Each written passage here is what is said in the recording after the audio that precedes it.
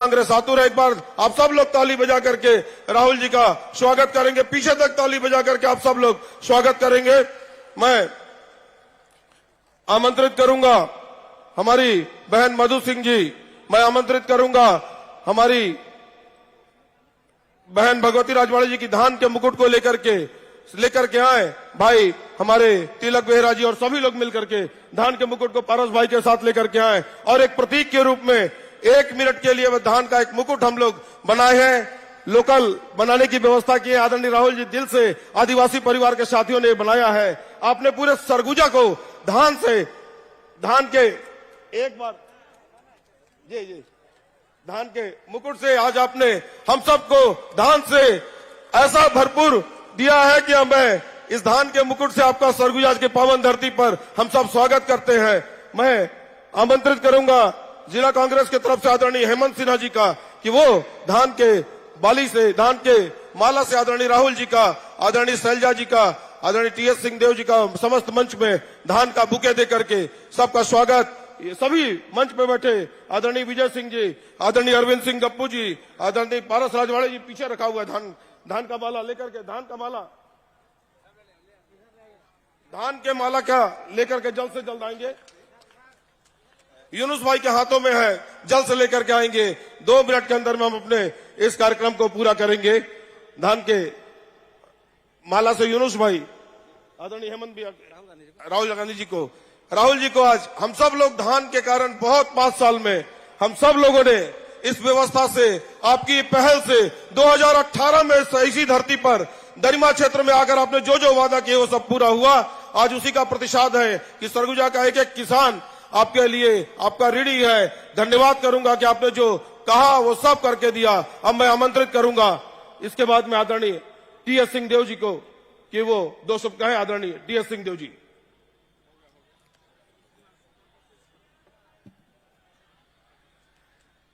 आदरणीय राहुल गांधी जी, आदरणीय शैलजा जी, सम्माननीय चंदन यादव जी, मंत्रिमंडल के साथी अमरजीत भगत जी, प्रेम साई जी, बालकृष्ण पाठक जी, राकेश गुप्ता जी, मेरी बहन आशा कुमारी कहलाती हैं मेरे लिए गुरु, प्रीतम जी, अजय अग्रवाल जी, शफी भाई, जेपी, सभी ब्लॉक कांग्रेस कमेटी के अध्यक्ष, जिला पंचायत के अध्यक्ष, पंचायती राज प्रतिनिधि, नगरीय निकाय प्रतिनिधि और उपस्थित सरगुजा जिले के नागरिक बंधुओं, चुनाव का समय, मैं इस अवसर पर राहुल जी का, सोनिया जी का, खड़गे सर का, हमारे शीर्ष नेतृत्व का आभार व्यक्त करना चाहूंगा कि उन्होंने मुझे कांग्रेस के माध्यम से काम करने का मौका दिया। विधायक के रूप में, नेता प्रतिपक्ष के रूप में, एक मंत्री के रूप में और उप मुख्यमंत्री बना के और सेंट्रल इलेक्शन कमेटी का सदस्य बना के मुझे काम करने का अवसर दिया। और ये 2 पहलू आज उपस्थित हैं मंच पे, राहुल जी और सदन में आप लोग। राहुल जी ने मुझे अगर अवसर दिया तो ये आप लोग के चलते, ये आप लोगों ने मुझे अपनाया, आप लोगों ने मुझे काम करने का मौका दिया, तब ये संदेश राहुल जी तक पहुंचा और हम लोग कुछ करने की स्थिति में पहुंचे। आज पुनः ये मौका है कि हमको वो माहौल बनाना है, राहुल जी को वो नतीजा देना है, सरगुजा अंचल से कांग्रेस पार्टी को वो समर्थन देना है जिसके आधार पे हम लोगों को आगे काम करने का अवसर भी मिल सके। मैं चाहूंगा कि मुझे ये अवसर मिले। राहुल जी का आशीर्वाद, हमारे शीर्ष नेतृत्व का आशीर्वाद तभी मिल सकता है अगर आप लोगों जिम्मेदारी उठाकर और वो समर्थन कांग्रेस पार्टी को दें जिसके आधार पर पिछले बार आपने कांग्रेस की सरकार बनाई। अभी हाल में पहले फेज का चुनाव हुआ, 20 विधानसभाओं में मतदान हुआ और जो हम लोगों तक सूचना पहुंची है 16 से अधिक सीटें कांग्रेस पार्टी के पक्ष में जाने की रिपोर्ट हम लोग को मिल रही। अब ये 70 सीटों में और विशेष करके सरगुजा अंचल से जहां आपकी प्रथम जवाबदारी है, पिछले बार 14 की 14 सीटें आप लोगों ने दी, अगर वो हो सके तो क्या नहीं, लेकिन नहीं तो उसके नजदीक से नजदीक रहते हुए कांग्रेस के हेलो। हर प्रत्याशी को विजयी बना के यहां से आप भेजेंगे, तभी जाकर सरगुजा के लिए काम करने की स्थिति में हम लोग भी रह सकेंगे, आपका सही मायने में प्रतिनिधित्व कर सकेंगे, आप लोगों की आवाज वहां तक पहुंचा सकेंगे, सरगुजा का विकास हम लोग कर सकेंगे। काम किया इस सरकार ने पिछले 5 सालों में जो मेरे नजर में अद्वितीय सा है। 50 साल से अधिक लगभग मैंने भी सरकारों को काम करते देखा, विभिन्न पार्टी की सरकारों को काम करते देखा, लेकिन 5 साल के सीमित समय में इतना काम हर क्षेत्र में अगर किसी सरकार ने किया है तो कांग्रेस की इस सरकार ने किया है, जिसको राहुल जी ने अवसर दिया काम करने के लिए, जिम्मेदारी दी यहां पर आके। पिछले बार राहुल जी आए थे, सीतापुर से चुनावी सभा उन्होंने प्रारंभ की थी और उन्होंने जो संकल्प हम लोगों को दिया कि ये जिम्मेदारी आप लोगों को दे के जा रहा हूं, करोगे तो बहुत अच्छा, नहीं करोगे तो उन्होंने मन से कहा था कि मैं बदलूंगी। जिसको जिम्मेदारी दे के जा रहा हूं उनको ये जिम्मेदारी पूरी करनी है, नहीं कर पाओगे। भाई 10 दिन के अंदर उन्होंने कहा था कि धान का कर्जा माफ होना चाहिए और 2500 रुपए में धान की खरीदी की घोषणा होनी चाहिए। राहुल जी के शपथ दिलाने के 2 घंटे के अंदर उनकी सरकार ने करके दिया नागरिकों के लिए। इस सिलसिले को आगे ले जाने का काम इस चुनाव में कांग्रेस पार्टी को करना है, कांग्रेस के प्रतिनिधियों को करना है, आपके माध्यम से हमको करना है। किसानों के लिए हुआ, वन क्षेत्र में रहने वालों के लिए हुआ, पिछड़ा वर्ग के लोगों के लिए हुआ, SC, ST, सामान्य हर वर्ग के लिए सरकार ने, चाहे स्कूल शिक्षा की बात हो, चाहे कॉलेज की बात हो, चाहे स्वास्थ्य की बात हो, चाहे सिंचाई की बात हो, हर क्षेत्र में विद्युत विस्तार की बात हो, बेहतर विद्युत सप्लाई की बात हो, हर क्षेत्र में कुछ न कुछ वेतन बढ़ा के मितानिनों का, आंगनबाड़ी कार्यकर्ताओं, सहायिकाओं का, यहां तक कि रसोइयों का 1200 से 2000, सफाई कर्मियों का 2500 तक, हर वर्ग के लिए सरकार ने कुछ न कुछ किया। पेंशन को 350 से 500 ले जाने का काम और बहुत कुछ करना बाकी है और उसी के लिए आपकी आवश्यकता, आपकी जरूरत, आपके बल पर ही हम लोग कुछ करने की स्थिति में आ सकते हैं। तो हम लोगों को ये मौका आप लोग दीजिएगा। इस निवेदन के साथ मैं अपनी बात यहीं समाप्त करता हूं। कांग्रेस के हर प्रत्याशी को जिताना आप लोगों के हाथों में है, आप लोगों के कंधे के सहारे के आधार पे ही ये संभव हो सकता है और उस बात को आप पूरा करेंगे। इस विश्वास के साथ आप सबकी उपस्थिति के लिए आभार व्यक्त करते हुए बहुत बहुत धन्यवाद। जय हिंद, जय छत्तीसगढ़, जय सरगुजा। धन्यवाद आदरणीय TS सिंहदेव जी, हम सबके मुखिया और मार्गदर्शक। मैं अब बहुत विनम्रता से आग्रह करूंगा, हम सबके मुखिया आदरणीय राहुल गांधी जी को हम सबको संबोधित करेंगे। एक बार जोर से बोलेंगे, राहुल गांधी जिंदाबाद। धन्यवाद। कुमारी सैलजा जी, TS सिंहदेव जी, प्रीतम सिंह जी, स्टेज पे कांग्रेस पार्टी के हमारे सब वरिष्ठ नेता, कांग्रेस पार्टी के हमारे कार्यकर्ता, भाइयों और बहनों, आप सबका यहां बहुत बहुत स्वागत, नमस्कार। नहीं, बाद में करना।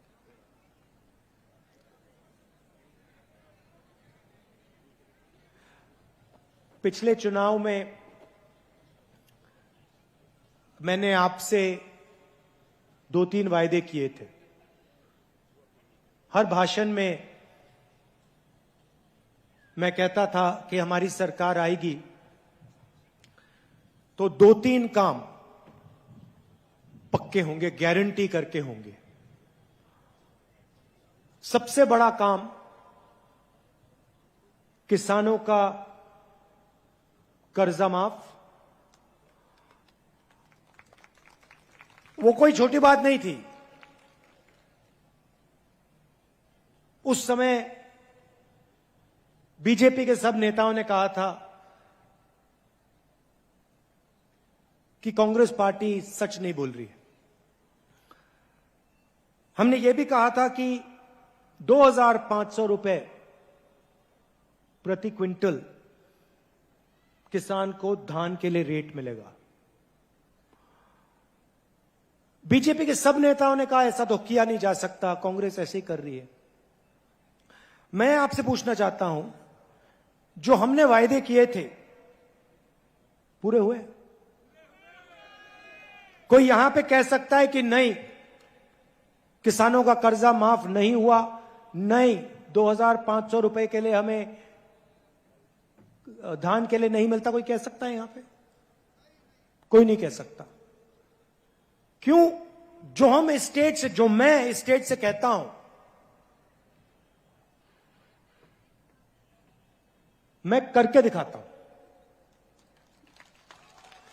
मैं आपका मेरा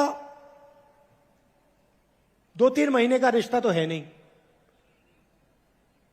आपका रिश्ता, मेरा रिश्ता पुराना रिश्ता है। आप इंदिरा गांधी जी को याद करते हो, जवाहरलाल नेहरू जी की याद करते हो, तो मेरा रिश्ता आपके साथ जो है वो गहरा रिश्ता है, पुराना रिश्ता है। मैं यहां आके आपसे झूठ नहीं बोलना चाहता।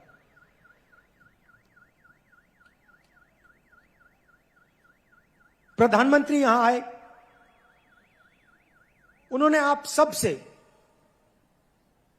15 लाख रुपए का वायदा किया था, कहा था हर बैंक अकाउंट में 15 लाख रुपए डाल दूंगा। कर दिया भैया? बाद में कीजिए। किसी के बैंक अकाउंट में नहीं आया। उन्होंने कहा था कि नोटबंदी से काला धन मिट जाएगा, मिट गया।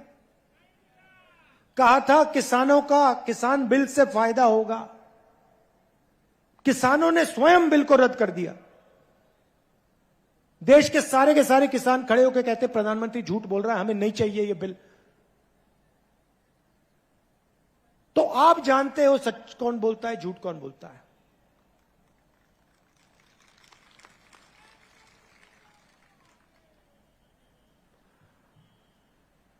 हम वहां नहीं रुके।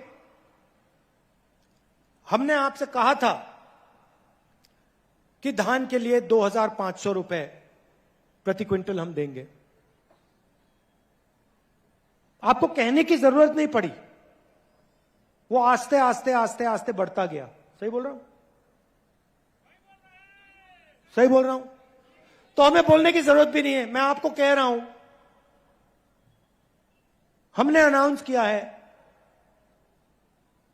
कि 3200 रुपए प्रति क्विंटल मिलेगा। लिख लो, रख लो। 5 साल मैंने 2500 कहा था, अब मैं कह रहा हूं 3200 से शुरुआत होगी। शुरुआत मतलब 3200 से शुरुआत होगी और उसके बाद यह बढ़ता जाएगा, बढ़ता जाएगा। जितनी जरूरत किसान को होगी, जो हम कर सकेंगे हम करके दिखा देंगे। आपको कहने की जरूरत नहीं, आपको बताने की भी जरूरत नहीं कि भैया हमें ज्यादा पैसा चाहिए। आप देखना वो बढ़ता जाएगा, बढ़ता जाएगा।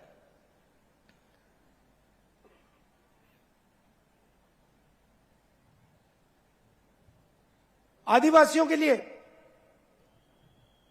बीजेपी के समय तेंदुपत्ता के लिए कितना पैसा मिलता था? एक बोरी के लिए कितना मिलता था? 2500। कांग्रेस पार्टी के समय में कितना मिला आपको? 4000 रुपए। अब आप लिख लीजिए, 4000 रुपए नहीं 6000 रुपए आपको मिलेंगे। लिख के रख लीजिए आप।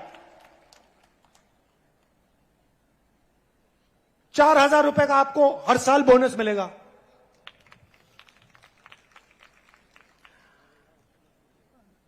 ₹23,000 करोड़ रुपए हमने किसान न्याय योजना में आपको दिया। आपने मांगा नहीं, हमने कहा भैया हम न्याय योजना करना चाहते हैं, हमारा प्लान था लोकसभा में करने का, हम छत्तीसगढ़ में इसको टेस्ट करके दिखाएंगे, और हमने कर दिया।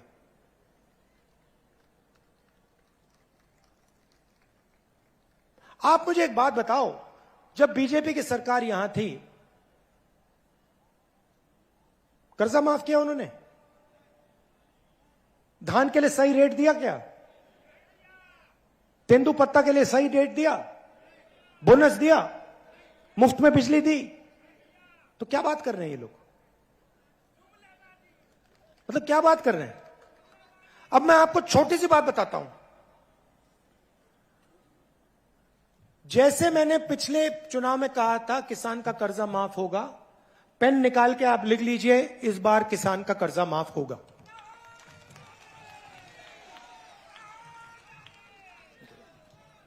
किसान का कर्जा माफ होगा।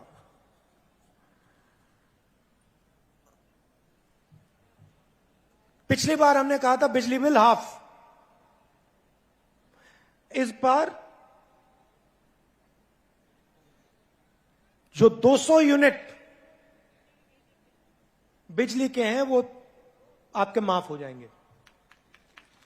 अब इसका मतलब समझिए, कभी कभी ये जो आंकड़े होते हैं इनकी गहराई नहीं समझ आती।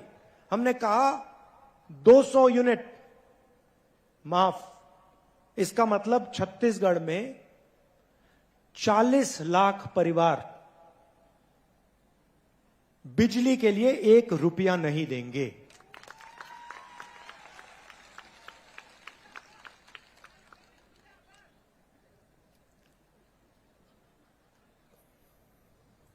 केजी टू पीजी आपने सुना है? ये क्या है ये केजी टू पीजी?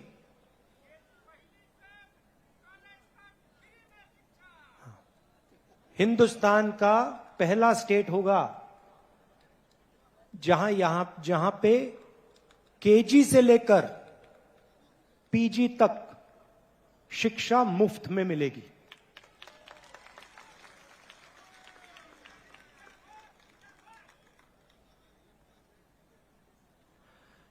बीजेपी क्या करती है? सारे के सारे स्कूल प्राइवेटाइज कर देती है, कॉलेजेस प्राइवेटाइज कर देती है, अस्पताल प्राइवेटाइज कर देती है। आदिवासियों को वनवासी कहते हैं, सुना आपने? आदिवासी को ये लोग वनवासी क्यों कहते हैं? मुझे बताओ, कोई बता सकता है? वनवासी शब्द में और आदिवासी शब्द में क्या फर्क है? हाँ, और वनवासी जंगल में रहने वाले। अच्छा बताइए, आपका नाम क्या है? गोवर्धन जी, आपने वो जो बीजेपी का वीडियो था जिसमें बीजेपी का नेता एक आदिवासी पे पेशाब कर रहा है, वो आपने देखा? मध्य प्रदेश में देखा आपने? आपने कभी बीजेपी के किसी नेता को जानवर को पर पेशाब करते हुए देखा है? तो बीजेपी के नेता जानवर पर पेशाब नहीं करते, मगर आदिवासी पर पेशाब कर रहे हैं। देखिए, आदिवासी शब्द के अंदर गहराई में बहुत जरूरी चीज छुपी हुई है। आदिवासियों का जो हक है, जमीन का हक, जल का हक, जंगल का हक, वो छुपा हुआ है। वनवासी का मतलब वो लोग जो जंगल में रहते हैं। बीजेपी आपको वनवासी कहते हैं, हम आपको आदिवासी कहते हैं। बीजेपी आपके अधिकार छीनती है, हम आपको अधिकार देते हैं। हम आपसे गले लगते हैं, बीजेपी आपके ऊपर पेशाब करते हैं। बीजेपी के नेता आपके ऊपर पेशाब करते हैं और फिर वीडियो वायरल कराते हैं कि पूरा देश देखे कि बीजेपी के नेता आदिवासी पर पेशाब कर रहा है।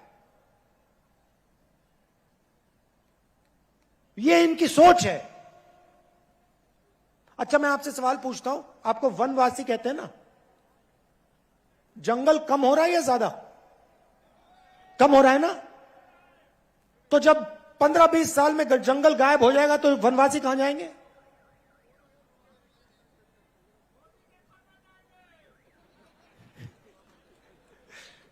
कहां जाएंगे? सड़कों पे भीख मांगेंगे। सड़कों पे भीख मांगेंगे। बीजेपी के नेता कहते हैं देखो, आदिवासियों को हिंदी सीखनी चाहिए, छत्तीसगढ़ी मत सीखिए, अंग्रेजी मत सीखिए। मगर आप किसी भी बीजेपी के नेता से पूछो कि भैया आपका जो बच्चा है वो इंग्लिश मीडियम में पढ़ता है, हिंदी मीडियम में पढ़ता है, तो आपको जवाब दें हमारा तो बेटा इंग्लिश मीडियम में पढ़ता है। अगर आपका बच्चा इंग्लिश मीडियम में पढ़ता है तो आदिवासी का बच्चा इंग्लिश मीडियम में क्यों नहीं पढ़ सकता? अगर आपका बच्चा सपना देख सकता है तो आदिवासियों का बच्चा, दलितों का बच्चा, पिछड़ों का सब बच्चा सपना क्यों नहीं देख सकता? उनमें क्या कमी है? इसलिए हमने पूरे स्टेट में English medium school, Swami Atmanand school का जाल बिछा दिया है और हम इसको बढ़ाते जाएंगे जब तक हर आदिवासी युवा अंग्रेजी में बात कर पाए। क्यों चाहते हैं मैं बता देता हूं आपको। छत्तीसगढ़ में रहना है, छत्तीसगढ़ में काम करना है, छत्तीसगढ़ी बोलिए। यूपी में जाना हो, बिहार में जाना हो, दिल्ली में जाना हो काम करने के लिए, हिंदी बोलिए। विदेश जाना हो, कॉल सेंटर में काम करना हो, इंजीनियर बनना हो, डॉक्टर बनना हो, अंग्रेजी की जरूरत पड़ेगी, अंग्रेजी पढ़िए। वो कहते हैं भैया हिंदी पढ़ो बाकी सब भूल जाओ। क्यों? क्योंकि वो चाहते हैं कि आपके बच्चे अंग्रेजी ना सीखें, कंपटीशन ना आ जाए। बाहर से कोई आता है, अमेरिका से कोई व्यापारी आता है, बिजनेसमैन आता है, आपके बच्चे उससे बात ही ना कर पाए, वो आपको नौकरी ना दे पाए। इसलिए वो आपसे कहते हैं आप वनवासी हो, आप बड़े सपने मत देखो, अंग्रेजी मत पढ़ो। और हम कहते हैं आप वनवासी नहीं हो, यह शब्द आपका अपमान है। आप आदिवासी हो, आपको सबसे बड़ा से बड़ा सपना देखना चाहिए और उसको पूरा करना चाहिए। पूरा करने में हम मदद करेंगे आपकी।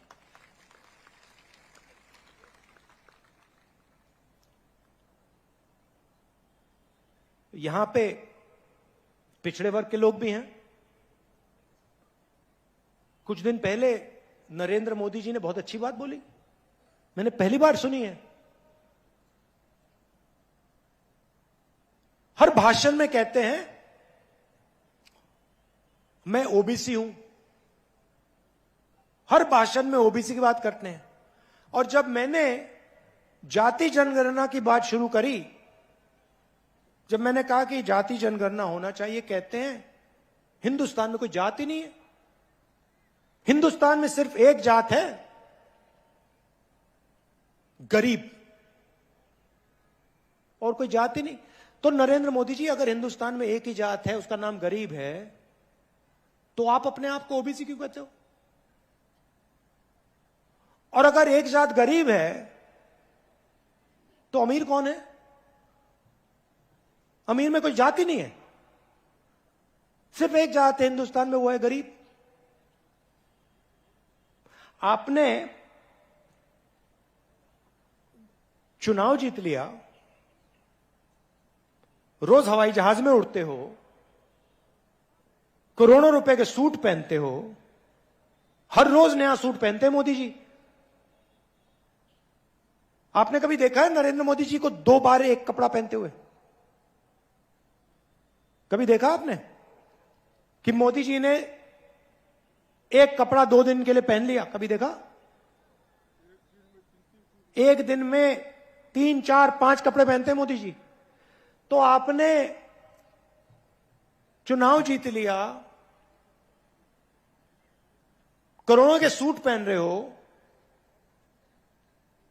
मगर जब ओबीसी को आपकी जरूरत पड़ी, ओबीसी युवाओं को आपकी जरूरत पड़ी जाति जनगणना कराने में, तो आप कहते हो एक ही जात है, गरीब, ओबीसी तो है ही नहीं।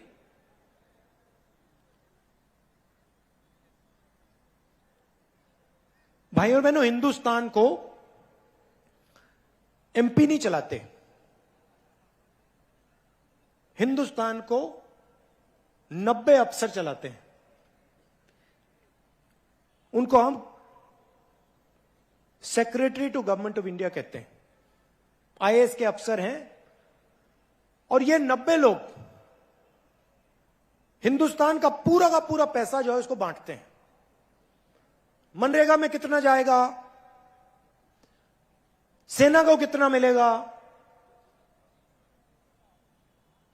सड़क बनाने में कितना पैसा जाएगा, अस्पतालों में कितना जाएगा, शिक्षा में कितना जाएगा, ये सारे के सारे निर्णय ये 90 लोग लेते हैं। पार्लियामेंट हाउस में मैंने एक आंकड़ा रखा, मैंने कहा कि देखिए 90 लोग में से ओबीसी कितने हैं भाइयों और बहनों, इन 90 लोगों में से ये कितने हैं भाई, तो उठा के दिखाओ, तो खड़े होकर दिखाओ, ये देखो 90 में से 3। मोदी जी ओबीसी की बात करते हैं, 24 घंटा ओबीसी की बात करते हैं, जब मदद करने का समय आता है कहते भैया ओबीसी जाति नहीं है। और जो अफसर 90 अफसर इस देश को चलाते हैं, बजट का हर पैसा बांटते हैं, उसमें से 3 ओबीसी के हैं। अच्छा भैया, आपने पहला सवाल का जवाब दे दिया, दूसरे सवाल का जवाब दीजिए। जो ओबीसी अफसर हैं, हिंदुस्तान के बजट का कितना प्रतिशत निर्णय लेते हैं? 5%। मतलब 90 में से 3 ओबीसी। और अगर हिंदुस्तान के बजट में 100 रुपए खर्च होते हैं तो 5 रुपए का निर्णय ओबीसी जात के लोग लेते हैं। अच्छा, आदिवासियों की बात करते हैं। बजट में से अगर 100 रुपए का निर्णय लिया जाता है तो आदिवासी कितना निर्णय लेते हैं? कितना? 0.01। मतलब आदिवासी अफसर 100 रुपए में से 10 रुपए का निर्णय लेते हैं, ना 10 पैसे का निर्णय लेते हैं, सॉरी। अब सवाल यह है कि हिंदुस्तान में क्या ओबीसी की आबादी 5% है? आदिवासी की आबादी 0.1% है क्या? बिल्कुल नहीं। पूरा देश जानता है कि ओबीसी की आबादी कुछ भी होगी 5% तो नहीं है, और पूरा देश जानता है कि आदिवासी की आबादी कुछ भी होगी मगर 0.1% तो नहीं है। मैं आपसे क्यों कह रहा हूं? क्योंकि देश को चलाने में आदिवासी, दलित, पिछड़ों की कोई भागीदारी नहीं है।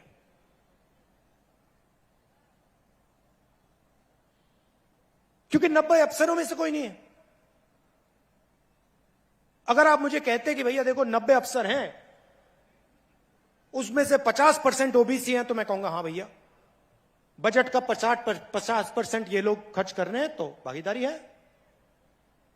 अगर आप मुझे कहते देखिए 15% बजट का आदिवासी लोग निर्णय ले रहे हैं, तो मैं कहता हाँ भैया भागीदारी है।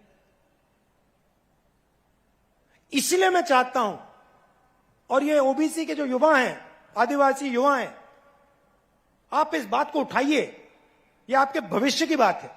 इसलिए मैं चाहता हूं कि जाति जनगणना हो, सबको पता लग जाएगा कि देश में आदिवासी कितने हैं, दलित कितने हैं, पिछड़े कितने हैं, जनरल कितने हैं, सबको पता लग जाएगा। एक बार सबके आंकड़े हमारे सामने आ जाएंगे, सामने होंगे, तो हम कहेंगे ठीक है भैया, अब अगर 50% आबादी है तो भागीदारी होनी चाहिए। 90 में से 3 अफसर काम होने वाला नहीं है, इसको हमें बदलना पड़ेगा। अब नरेंद्र मोदी के पास जाति जनगणना के आंकड़े पड़े हुए हैं, वो 1 सेकंड में पब्लिक को दिखा सकते हैं। हमने किया था जाति जनगणना, हमने करा जब हमारी यूपीए की सरकार थी, तो सारे आंकड़े सरकार के पास है। अब हम नरेंद्र मोदी जी से कह रहे हैं भैया इनको रिलीज करिए, छत्तीसगढ़ के ओबीसी युवाओं को बता दीजिए ओबीसी की कितनी आबादी, आदिवासियों को, दलितों को बता दीजिए भैया आपकी इतनी भागीदारी होनी चाहिए। नरेंद्र मोदी नहीं बोल रहे। अब कह रहे भैया ओबीसी की तो कोई जाति नहीं होती, दलित आदिवासी तो जाति नहीं है, जात तो हिंदुस्तान में सिर्फ गरीब है। तो यहां जो ओबीसी युवा हैं, अगली बार मोदी जी आएंगे, आप उनसे पूछना, मोदी जी पहले आप कहते थे आप ओबीसी हो, अब आप कहते हो हिंदुस्तान में सिर्फ गरीब जात होती है। आप जाति जनगणना प्लीज कर दो। हमारी जो सच्चाई है, ओबीसी जात की जो सच्चाई है, वो हमें बता दो। लंबे लंबे भाषण करेंगे, 1 घंटा बोलेंगे आपको, मगर इस सवाल का जवाब नरेंद्र मोदी नहीं दे सकता। क्यों? क्योंकि रिमोट कंट्रोल अदानी के हाथ में है।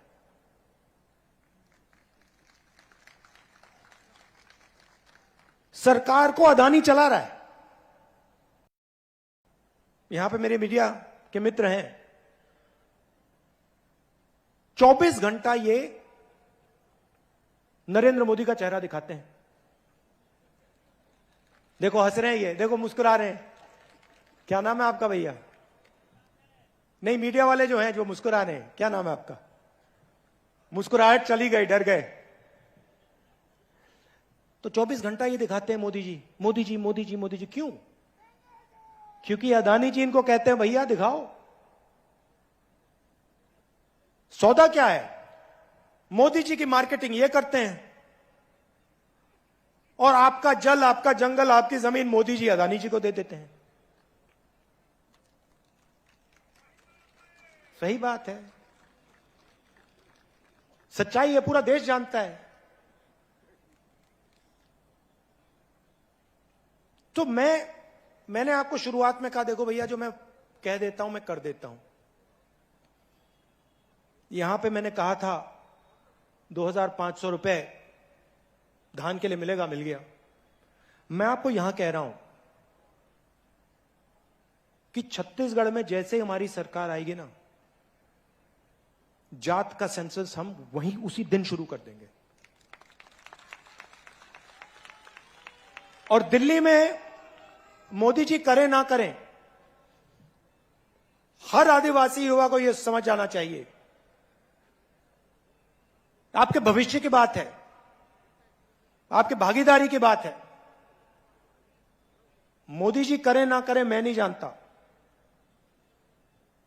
दिल्ली में कांग्रेस पार्टी की इंडिया की सरकार आएगी, पहला काम जाति जनगणना हो जाएगा, खत्म हो जाएगा। और जो आंकड़े हैं उनको हम रिलीज करके आपके सामने रख देंगे। और एक नई कहानी ओबीसी युवाओं के लिए, आदिवासी दलित युवाओं के लिए एक नई कहानी शुरू होगी। आज आप लोग नरेंद्र मोदी की जो पॉलिसीज है, नोटबंदी, जीएसटी, इसने जो हमारी रीढ़ की हड्डी है, हिंदुस्तान की रीढ़ की हड्डी को तोड़ दिया है।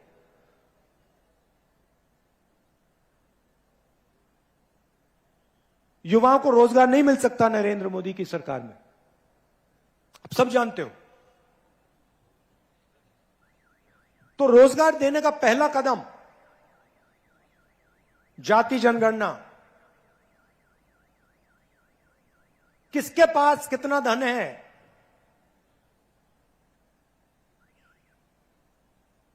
90 अफसर में से ओबीसी कितने, दलित कितने, आदिवासी कितने, और क्यों, और पिछड़ों की आबादी कितनी,